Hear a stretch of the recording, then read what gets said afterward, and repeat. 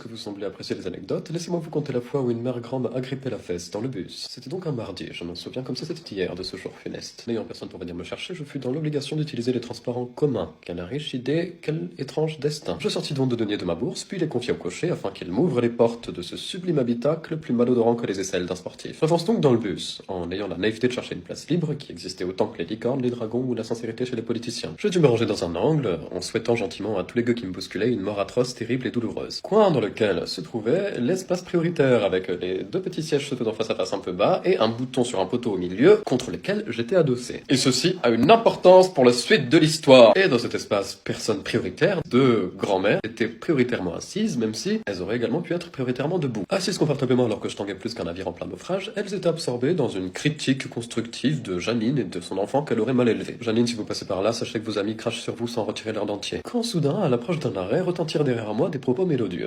Moi je descends là, je te laisse, et à bientôt. Moi, je bouillonnais d'impatience à l'idée de piquer le siège de la grand-mère qui s'en allait. Quelle ne fut pas ma surprise lorsqu'une soudaine pression se fit sentir sur ma fesse gauche. Et lorsque je parle d'une pression camarade, je ne parle pas d'un petit tapotement courtois ou quoi. Non, là je parle d'une main qui s'agrippe avec fermeté et férocité sur mon popotin, comme un vieux bout de viande que le boucher aurait saisi avant de le couper en tranches. Allez hop!